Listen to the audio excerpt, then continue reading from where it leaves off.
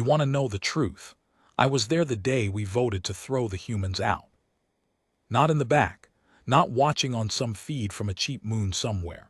I was in the room, third tier, fourth seat, close enough to smell the recycled air and the nervous sweat of 40 species pretending they weren't afraid. I had a little stylus in my hand and a job that didn't matter. I was an archivist, a note-taker, the kind of person nobody looks at twice.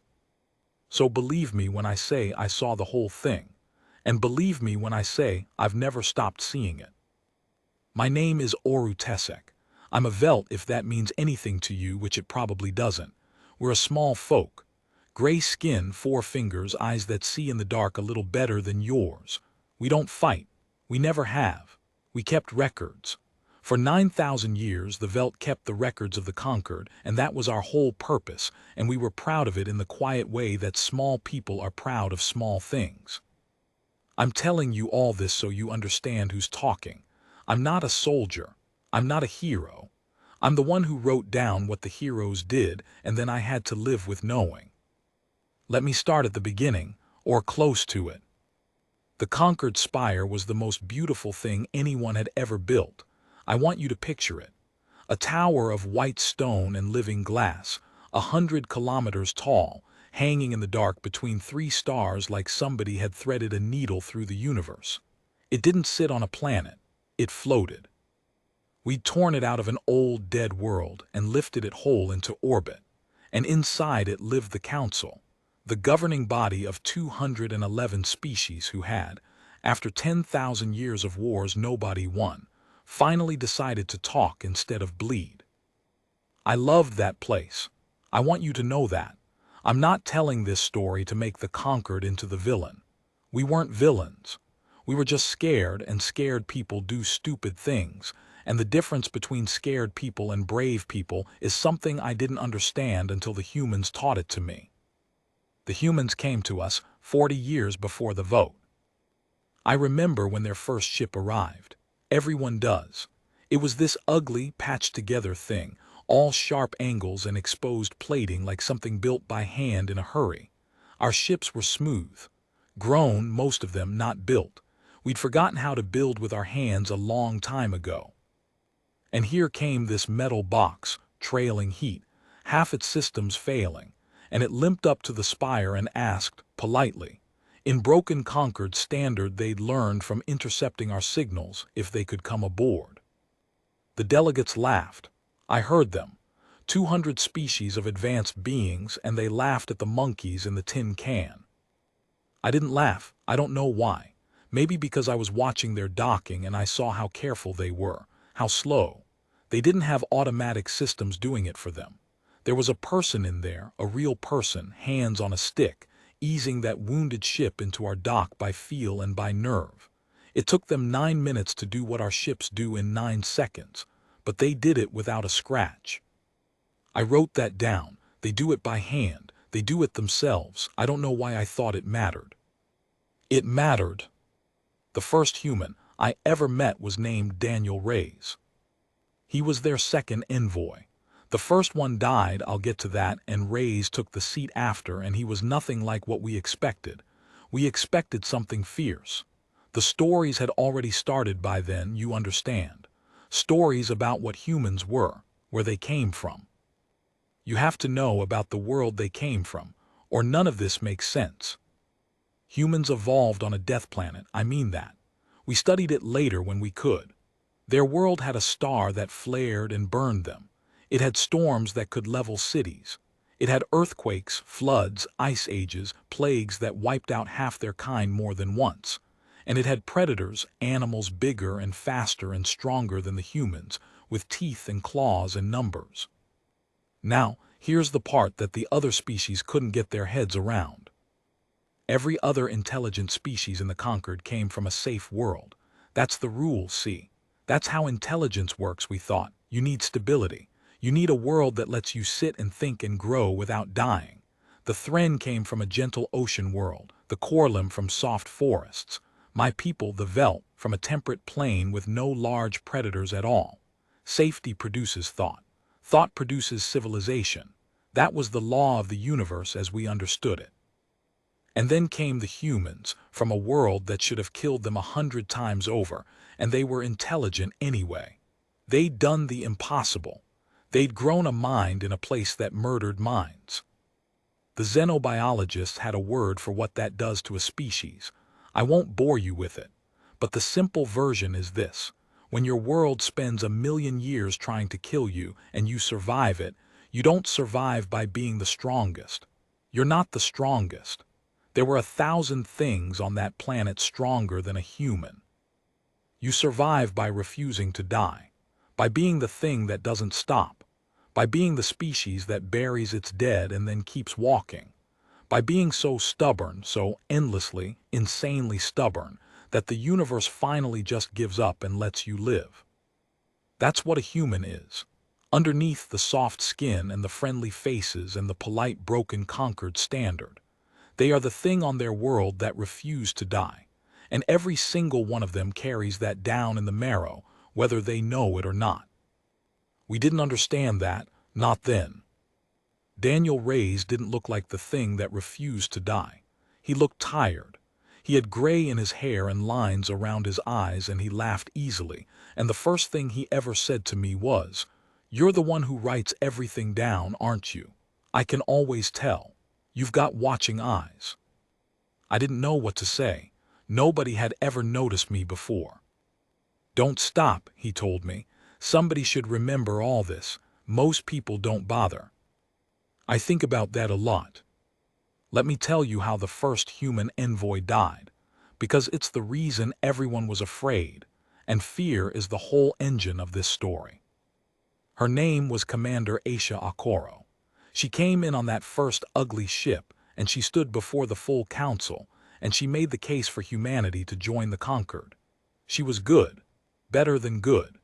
She spoke 7 of our languages within a year of arriving, which should have been impossible, and she stood there small and unarmored in a room full of beings who could have crushed her, and she did not blink. There was a species called the Vorn. I have to tell you about the Vorn, and I have to be careful, because even now my hands shake when I think their name. The Vorn were the oldest power in the conquered, the first to reach the stars. They were huge, 4 meters tall, armored in their own grown chitin with 6 limbs and a voice like grinding stone. And they were cruel, not openly, politically. The Vorn ran the conquered from the shadows for 9,000 years, and everyone knew it, and nobody said it because the Vorn had a long memory and a longer reach. The Vorn did not want humanity in the conquered. I never learned exactly why. There were rumors. There always are. Some said the Vorn had scanned the human homeworld and seen something they recognized, something that frightened them. Some said it was simpler than that.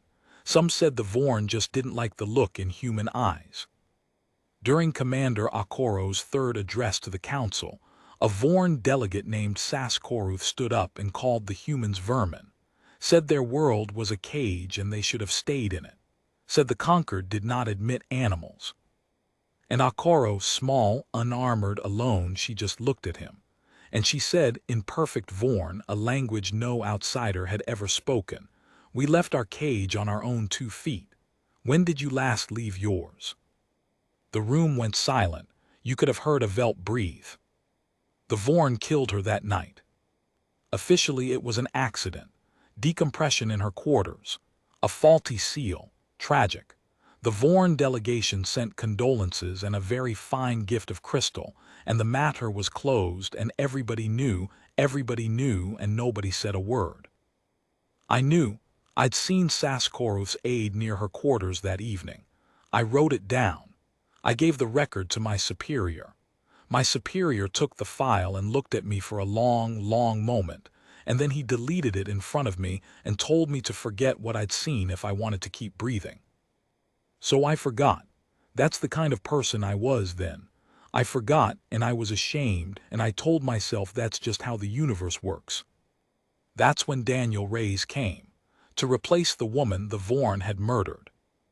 And the humans, here's the thing, the humans knew. They knew exactly who had killed Akoro and exactly why, and they came back anyway.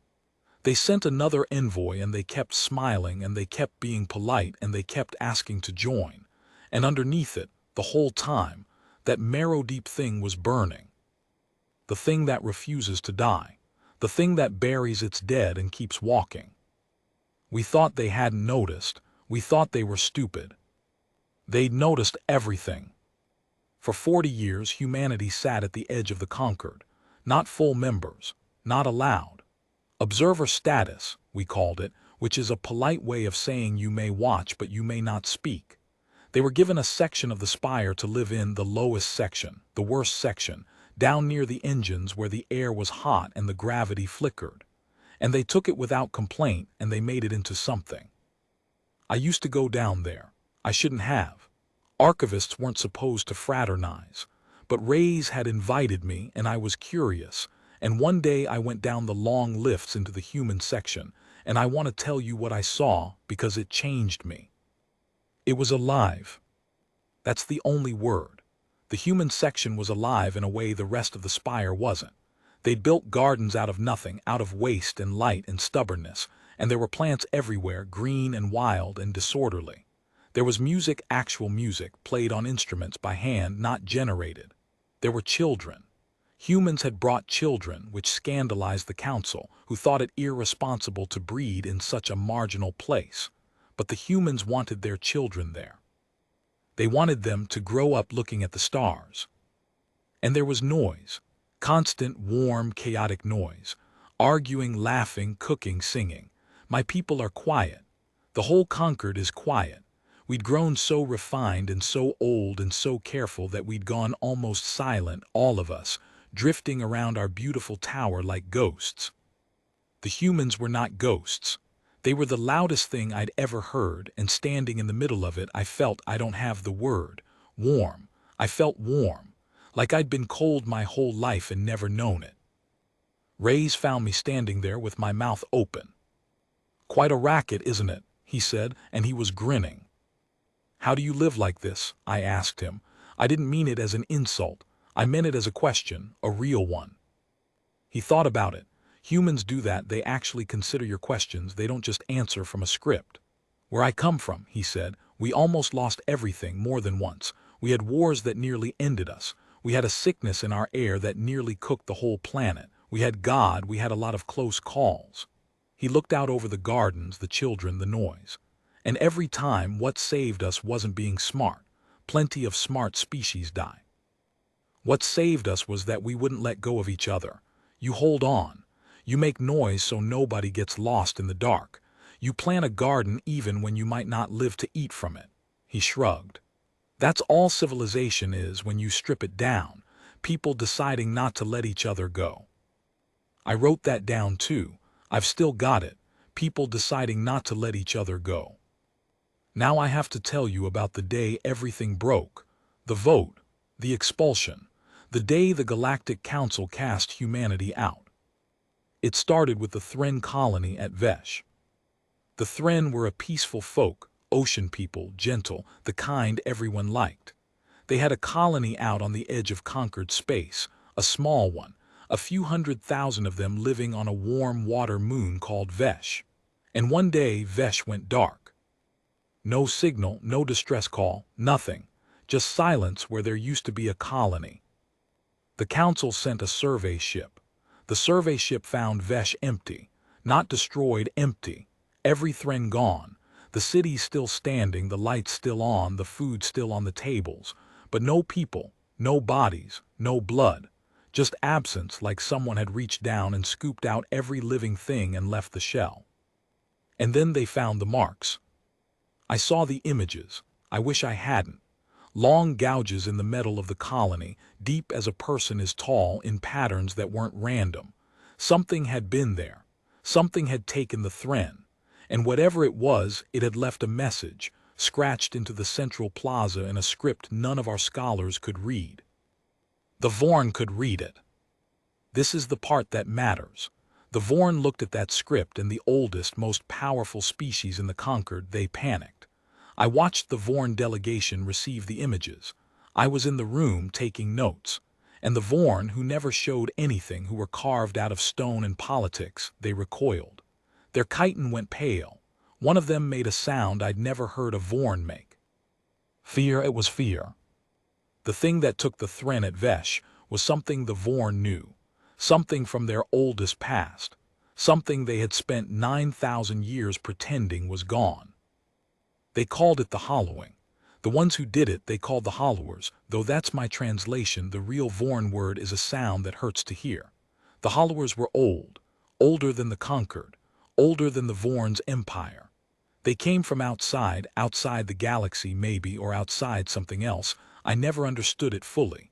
And they did not conquer, and they did not negotiate, and they did not want territory or resources or power. They wanted life. They consumed it. They went from world to world, and they took every living thing, and they left the shells standing, and then they moved on. The Vorn had encountered them once, long before the conquered, and the Vorn, proud, cruel, ancient Vorn, had survived only by hiding, by going silent, by making their worlds look dead so the hollowers would pass them by. That's why the conquered was so quiet. I understand it now. That's why we'd all grown so refined and careful and dim.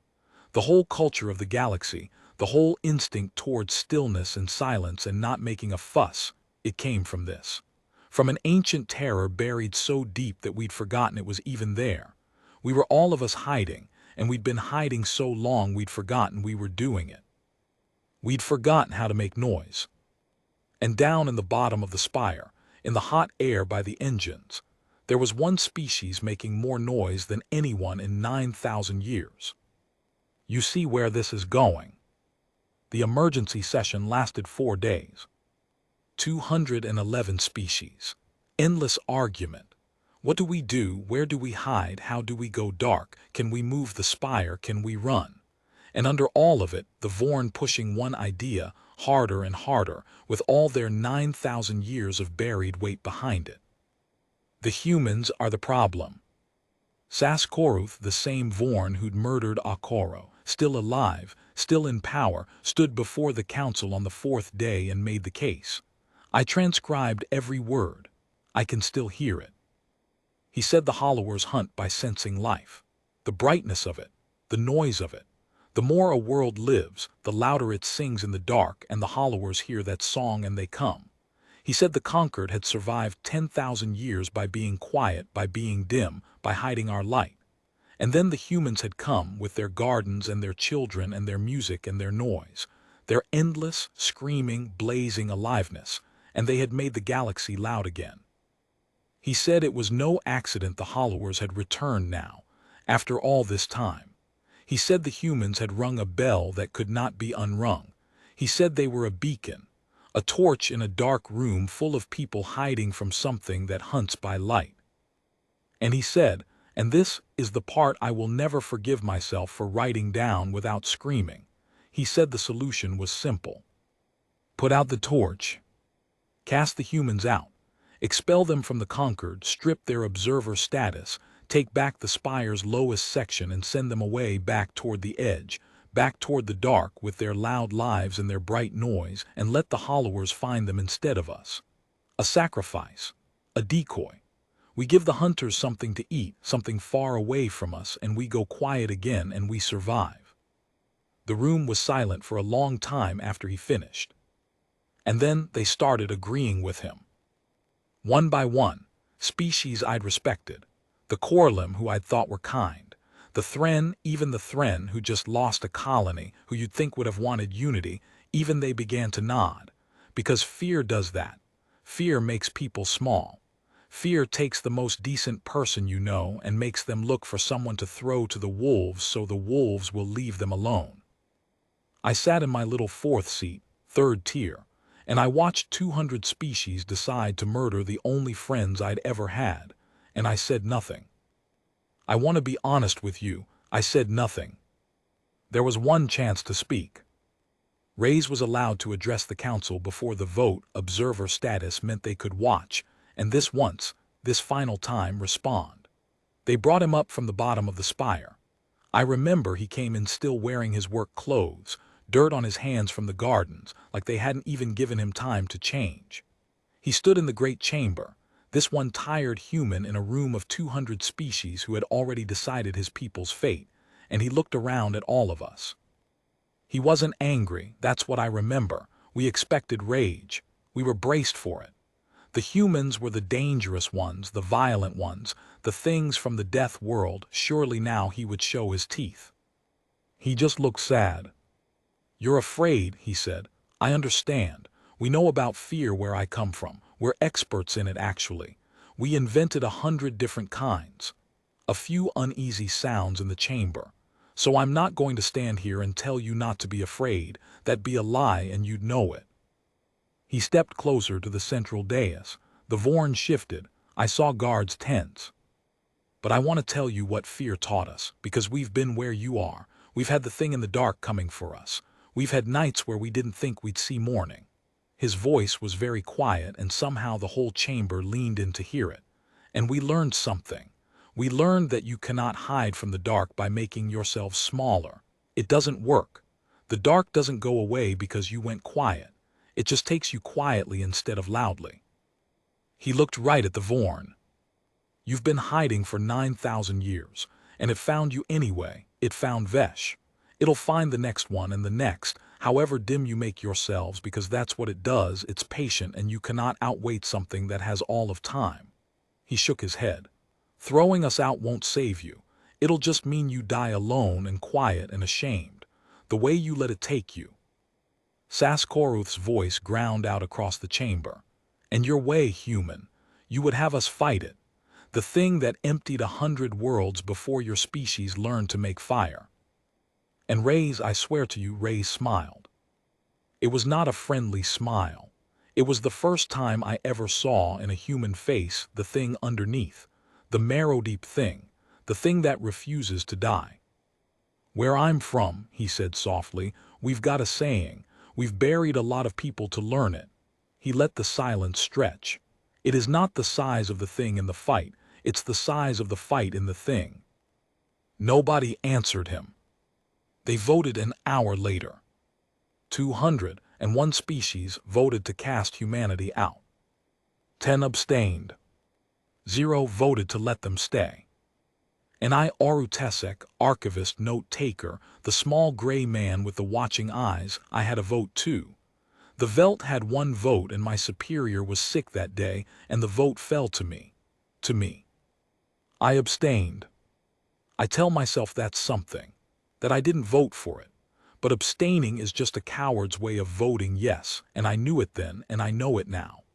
I had 1 chance in 9,000 years of my people keeping the records to stand up and say no, this is wrong, these people are our friends, this is murder, and I raised my little gray hand halfway and then I put it down again. I put it down. They gave the humans 6 days to leave. 6 days to pack up 40 years of life. The gardens, the children, the music, the dead they'd buried in the spire's soil, and load it onto their patched-together ships and go out into the dark to be eaten, so the rest of us could stay quiet a little longer. I went down to the human section on the 5th day. I don't know what I meant to do, apologize maybe, as if that means anything, as if you can apologize for helping send someone to die. The human section was being taken apart. They were uprooting the gardens carefully, so carefully, saving the seeds. They were dismantling the homes they'd built with their hands, and they were singing. The whole time, not sad songs either.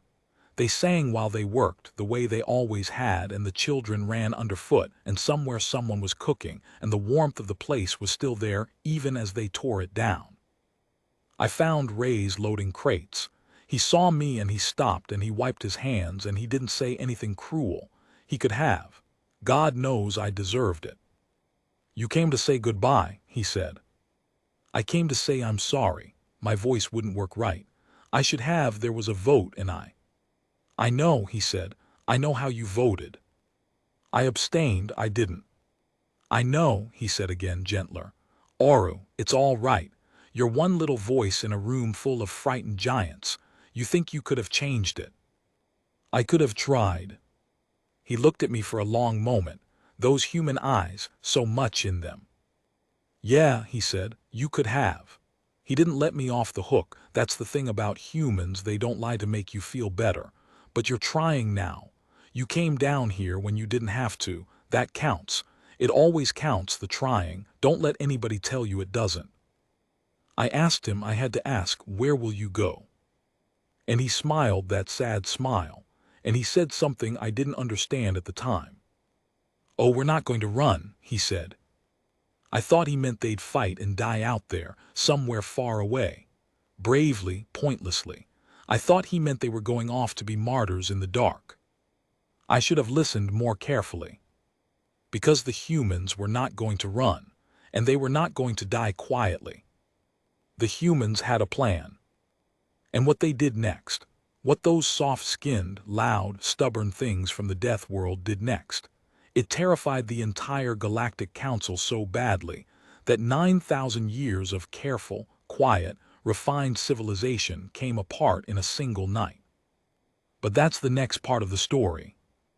And I'll need a moment before I tell it, because that's the night I stopped being a coward. That's the night I learned what the humans really were. That's the night the dark came to the conquered spire and found that someone was waiting for it. I told you I'd need a moment before I told this part. I lied a little. The truth is I've needed years. But you're here and you're listening, and I'm an old velt now, and there aren't many of us left who saw it firsthand. So I'll tell it, all of it. The night the humans were supposed to leave. The night they didn't. The humans loaded their ships on the 6th day, just like they were told. I want you to understand, they did everything we asked. Every single thing. They packed up their lives and their gardens and their dead. They folded down the gardens into seed crates. They carried the children's drawings off the walls. They were polite to the council enforcers who came down to make sure they were really leaving, even when those enforcers were rough with them, even when one of them shoved an old human woman and she went down on the deck plating and split her lip. I saw that happen. The old woman went down and her blood was very red against the white deck, and a dozen humans went very, very still all at once. Not loud, still. That's the part nobody understood about them, even at the end. We thought human anger was loud. It isn't.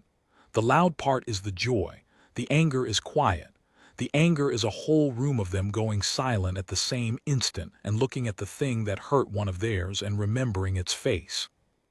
The enforcer felt it. I watched him feel it. He was a Corlim, 3 times the size of any human in that room, armored, armed, and he took a step back. He didn't know why. His body knew before his mind did. Something very old in him, some animal that lived on a safe world and had never needed to be afraid, suddenly woke up and screamed, "Run!" He left, quickly. The humans helped the old woman up and went back to packing, and they sang again, softer now, and nobody said anything about it. I wrote it down. They went still. The big one was afraid of the small ones. Why? I'd find out why before the night was over. The human ships launched at the start of the 7th day. The whole Concord watched. It was a kind of ceremony, in the cold way the council did ceremonies, the official record of an expulsion, the formal casting out. 200 species gathered in the great observation galleries of the spire and watched 11 battered human ships pull away from the dock and turn their ugly noses toward the dark edge of conquered space, toward where the hollowers would come. People were relieved. I could feel it in the galleries, this loosening, this exhale. We'd done the hard thing. We'd put out the torch. Now we could go quiet again, and dim, and safe, and the hunters in the dark would chase the noisy little humans off into nowhere and leave the rest of us alone. Some of the delegates were already talking about what came next: reparations, restructuring, the polite paperwork of having just sent a whole species to die. I stood in the gallery and watched the ships shrink to points of light, and I felt sick, and I felt ashamed, and I thought, that's the last I'll ever see of them. The ships reached the edge of the system. They were nearly gone. And then they stopped. All 11, at once. They cut their engines at the dark border of conquered space, and they hung there motionless, and they did not go on. In the gallery, someone made a confused sound. A delegate asked the question everyone was thinking. Why have they stopped? Where are they going? The answer came over the open channel. Ray's voice. calm, almost gentle, broadcast on every frequency in the conquered so that every species, every delegate, every child in every quiet, dim, hidden colony heard it at once. "We're not going anywhere," he said. "We've decided to stay." The chamber erupted. I've never heard anything like it. 200 species all talking at once, the Vorn grinding out fury, the enforcers scrambling, the council leadership demanding the humans comply, demanding they leave. "You have been expelled. You have no rights here. You will go or you will be destroyed." And Reyes let them shout themselves out. He waited. And when there was a gap, he spoke into it, still calm, still gentle, and what he said stopped the whole chamber cold. "You can't destroy us," he said. "You don't have anything to do it with. None of you ever built weapons. Why would you? You've spent 9,000 years hiding. You forgot how to fight before my species learned to walk upright." A pause. "We didn't forget. We've never had the luxury." It was true. I realized it as he said it. The conquered had no military, not really. We had enforcers with restraint batons for keeping order in the corridors. We had ships that could outrun trouble, but weapons, real ones, things built to end a life, we'd put those away so long ago we'd forgotten where we left them. We were a civilization of frightened pacifists who'd survived by running and hiding, and we had nothing that could touch 11 human warships full of the descendants of the things that refused to die. "Here's what's actually happening," Reyes said. "The thing that took Vesh is coming. It's coming whether we're here or not. It was always coming. You think you can hide from it. You can't. You've just been lucky, and your luck ran out at Vesh. So here's our offer." His voice hardened just slightly. "We're not leaving. We're staying right here at the edge between you and the dark. And when it comes, we're going to be the first thing it meets." Saskoruth's voice ground across the channel. "You would die for the species that cast you out. You are mad. You are animals. And here it is. Here's the line. I've carried it 9,000 years and I'll carry it to my pyre." "We're not doing it for you," Reyes said quietly. "We don't owe you a thing. You murdered Aisha Akoro and you threw our children out into the dark. We don't forgive that. We won't." A breath. "But there are people on that station who voted to abstain. There are people who came down to our section and learned our songs. There are children up there who didn't get a vote at all. And where we come from, you don't let the dark take the innocent just because the guilty are standing next to them." A pause that lasted 1,000 years. "We'll sort out the rest of you later. Tonight, we hold the door." I was standing in the gallery when he said there are people who voted to abstain. I knew he meant me. And I have never in my long life felt so small, and so seen, and so utterly, completely ashamed of the half-raised hand I had put back down. The Hollowers came that night. There was no warning, really. The humans had sensors better than ours. They'd built them by hand, the way they built everything, and they'd tuned them to look for exactly this.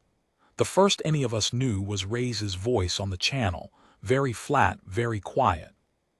"Contact, they're here. Everybody who can't fight, get deep into the station and stay still. Lights off, stay together, make less noise than you've ever made in your lives." A pause. "We've got this." And then we saw them.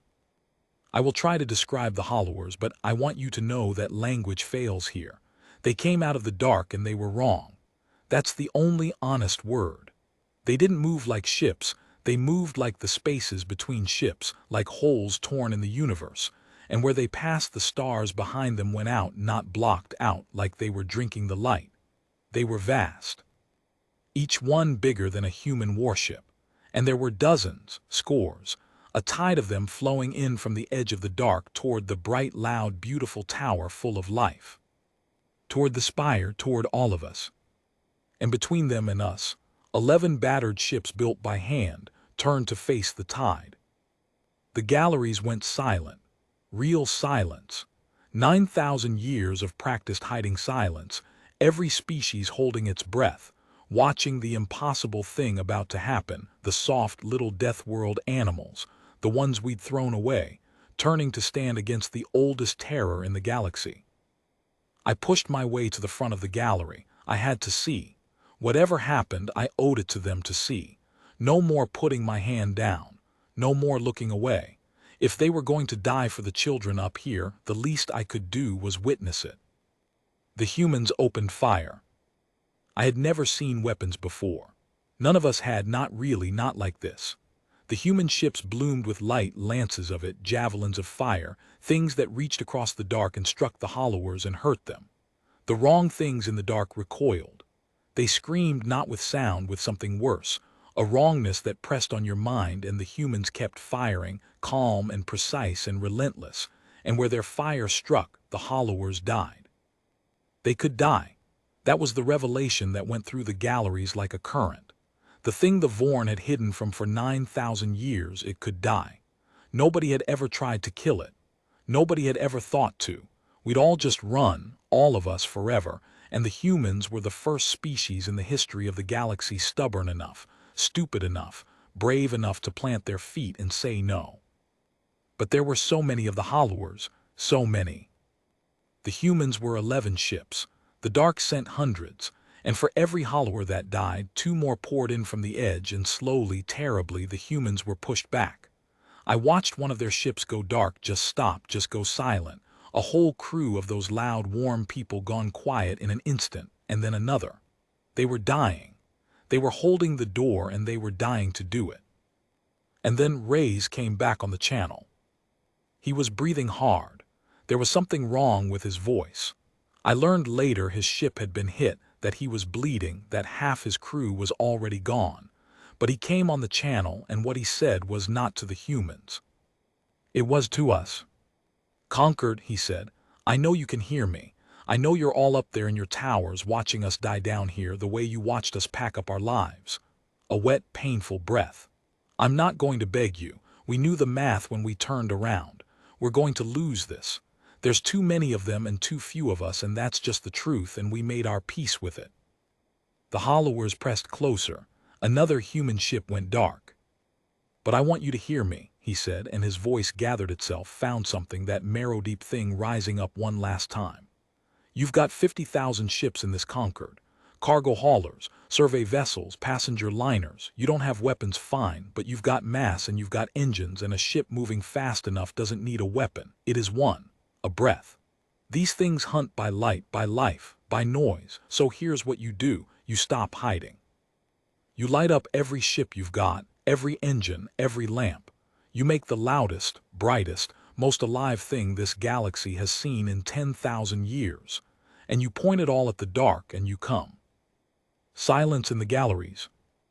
"Be loud," Reyes said, almost laughing, almost weeping. "Just once, for God's sake, be loud with us. Don't make us hold this door alone." And then his channel cut out because his ship took another hit, and we all thought, that was the end of him. The galleries were silent. 200 species, 9,000 years of hiding. The instinct to go dim, go quiet, hide and survive, it was bone deep in all of us, deeper than thought, the oldest law of our world. The dark hunts the bright. Make yourself small, make yourself nothing. Survive. And I stood at the front of the gallery, this small gray coward, this note-taker. This man who had put his hand back down, and I watched the humans dying for us, and something in me broke. Or maybe it didn't break, maybe it finally woke up. I'd spent my whole life being quiet. My whole species had. 9,000 years of keeping the records, keeping our heads down, deleting the files that were dangerous, abstaining from the votes that mattered. We were the smallest, gentlest, most careful people in the Concord, and I had always thought that made us good. It didn't make us good, it made us hidden. There's a difference. The humans taught me there's a difference. I don't remember deciding to move. I just remember that I was suddenly running, me, Oru Tesek, archivist, sprinting out of the gallery and down the corridor toward the docks, and my heart was going like a hammer, and I was terrified, more terrified than I've ever been, and I did not stop. The Velt had ships at the dock, records vessels, slow, fat, unarmed things full of 9,000 years of careful documentation, useless in a fight, the most useless ships in the entire Concord. I got to ours, and I sealed the hatch, and I lit every light I had, and I pointed the nose at the dark, and I opened the engines all the way. I was one small ship, one coward in a records hauler. It wouldn't matter. I knew it wouldn't matter. One more body for the dark. But I was done putting my hand down. I burned out of the dock at full power, lit up like a torch. The loudest thing a Velt had been in 9,000 years, straight at the Hollowers, straight at the wrongness in the dark, straight toward the dying humans, screaming into the open channel the only thing I could think to scream, which was, idiotically, hold the door. I'm coming. Hold the door. And here is the thing. Here is the thing I will tell for the rest of my life. I wasn't alone. When my little ship cleared the dock, when my lights hit the dark, others came with me. I don't know who was first after me. I never found out. Everyone says it was them, and I've stopped arguing. But behind my one ridiculous records hauler came another ship, and another, and then 10, and then 100. And then the whole side of the conquered spire seemed to come apart in light as ship after ship blazed to life and tore out of the docks. Cargo haulers, liners, survey vessels, every kind of useless unarmed thing. All of them lit up bright as stars, all of them pouring out into the dark, all of them screaming on the open channel in 200 languages the same impossible word. Loud. We were loud. For the first time in 9,000 years, the galaxy was loud, the way the humans were always loud, the way you're loud when you decide not to let each other go. 50,000 ships, lights blazing, engines screaming, pointed at the dark. And we came.